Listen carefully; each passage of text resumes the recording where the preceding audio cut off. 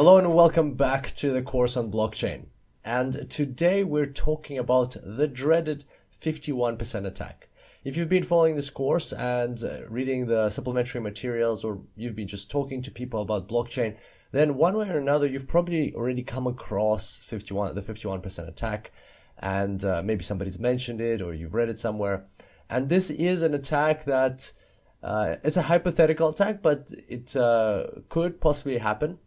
And it's commonly feared or discussed by blockchainers and miners because it's so interesting, and also because of the consequences that it can have. And today we'll talk about two things. First, we'll talk about what the 51% attack is not, and then we'll talk about what the 51% attack is. So let's start with the first one. The 51% attack is not an attack designed to tamper with an individual or select blocks. This is not the 51% attack. The reason for that is why I decided that it's important for us to mention this is because back in Module 1, remember how long ago that was, when we were still just learning the bare foundations of blockchain? Well, we had a tutorial about distributed peer-to-peer networks, and there's an example that this distributed networks are great because for an attacker to hypothetically tamper with a block, they would not only have to hack into the computer of one person and tamper with this block, and then with this, and then, change the hash, and rehash all of these blocks following, but they would have to do that on many different computers, or on at least, like half of the computers. So that was just like an example to illustrate the concept of the power of distributed networks. In the proper 51% attack, what we talk about is 51% of the hash rate, not 51% of the nodes. The attack or this hypothetical example that we just described, which is not even considered an attack because it's impossible, as the way blockchains are constructed, it's just pretty much impossible to do that, simply because you would have to hack into computers of not just miners, but you'd have to hack into computers of nodes who are also part of the network, and there's so many more of those than miners. So that is basically the bottom line here, is that is not the 51% attack, and that is impractical or impossible even if you have more than 50% of the hash rate. So on that note, we're going to move on to what the 51% attack actually is. So here is what it is. So here we've got our miners, and this is the whole network of miners. This might not be like Bitcoin, as you can see when you have 8 miners here. It might be some other smaller cryptocurrency, small blockchain, like a startup type of blockchain. Plus we're not illustrating all of them. There's only 8 here, and maybe in total there's like 800 or something miners on the chain. So far 8,000. And they're just doing their thing, mining the blocks. There's some more blocks come in and so on. And then all of a sudden, this other group of miners joins them and joins the network. And so here they are. As you can see, they're red. So that's a hint that they are malicious. They're evil miners. And what they do is they say, hey guys, can we join your network? We want to mine your amazing cryptocurrency with you. Let's do this together. Or in fact, they don't actually talk that much. They just go into this network and they get a copy of this chain. They get a copy of the chain. They get, they set themselves up as if they're going to mine the network. So they get, what do they get? They get a copy of the chain. They get their mempools. They get everything set up. And so we're going to just remember that the point in time when they came into the network was this block. This was the most recent block. We're going to put an arrow here at the top. And then what these guys do is they all right, sayonara, and they close themselves off from the whole world. So they just cut off the connection, and they don't broadcast anything back to the network. And in fact, they don't even care what the network tries to broadcast to them. They just do their own thing now. And so what are they going to do? So these attackers are just going to keep mining. That's all they're doing. There's nothing like really, the concept of the attack is an attack, but they're not going to be doing anything illegal. They're not breaking into anybody's computers or anything like that. So then what happens, these guys keep mining. They get 2 blocks after a certain time. In the same time, because there's more miners here, they have more hash rate. They get more blocks. They get 4 blocks.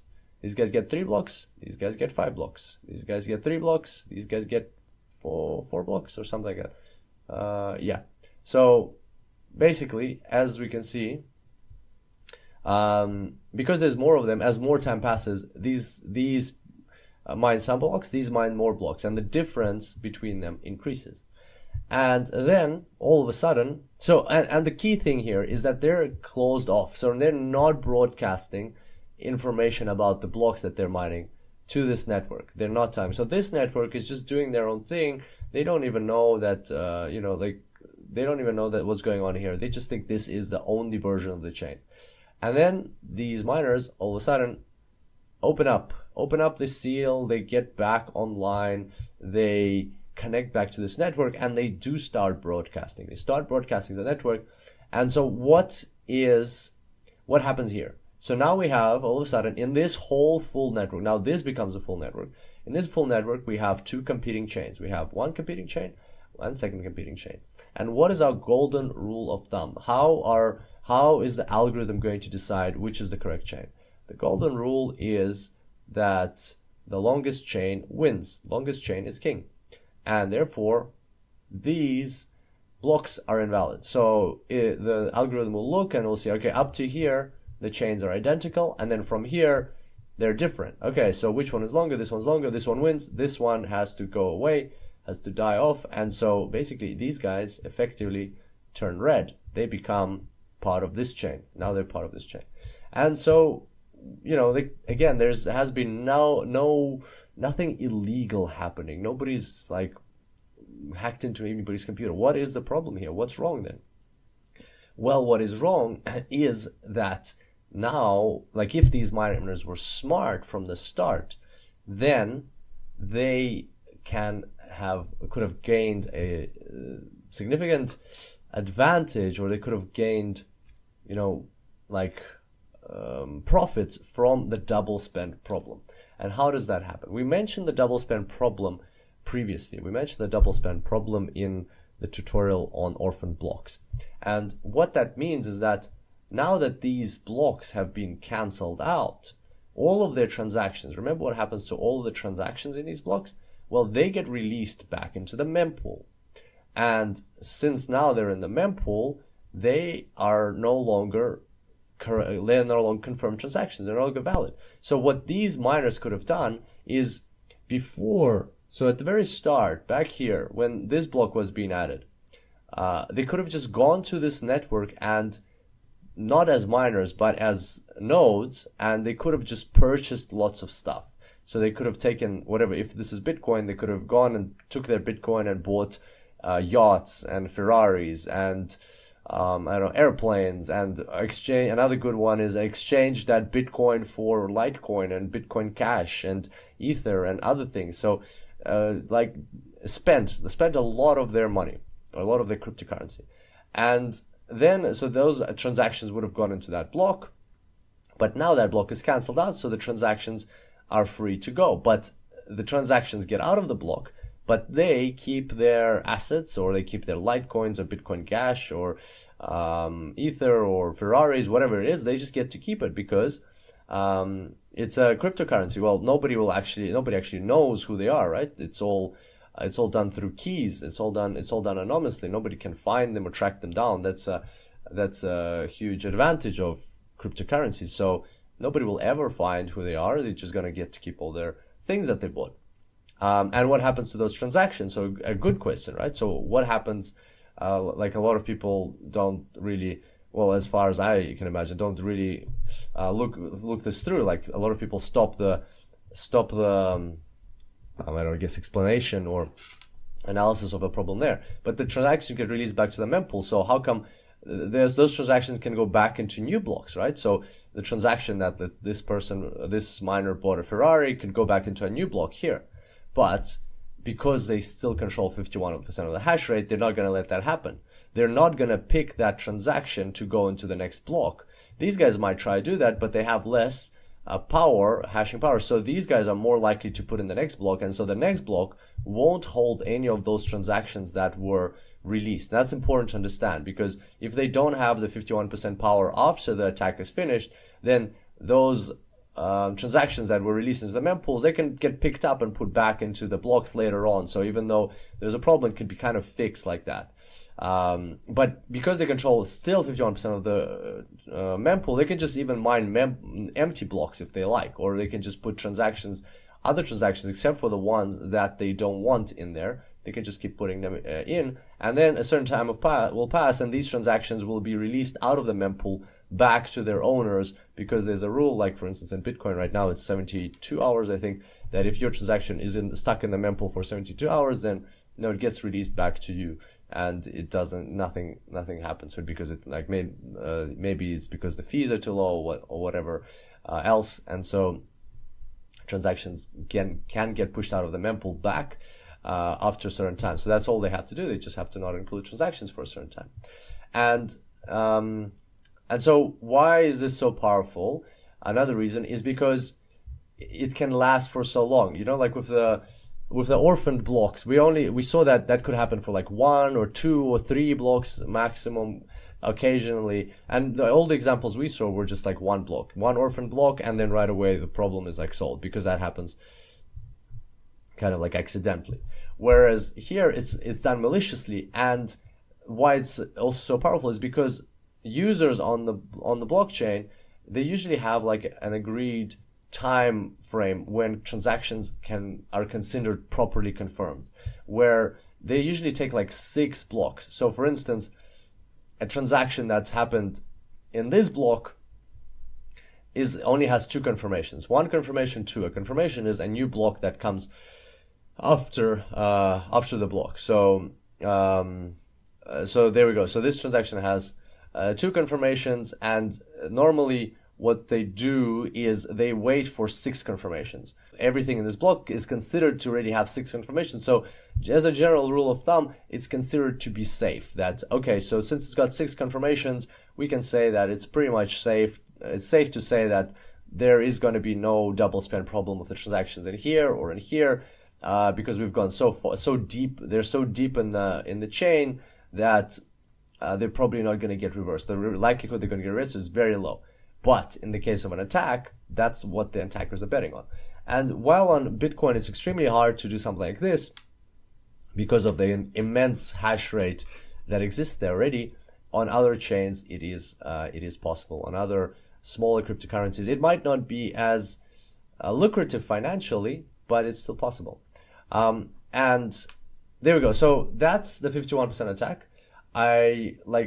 Very important notion, very important to understand what goes into it, and understand what it's not and what it is. And as we can see, it's quite simple, and interestingly enough, it's not, like, as far as I understand, they're not doing anything illegal. There's just more of them, and they approach this mining process by secluding themselves for some time.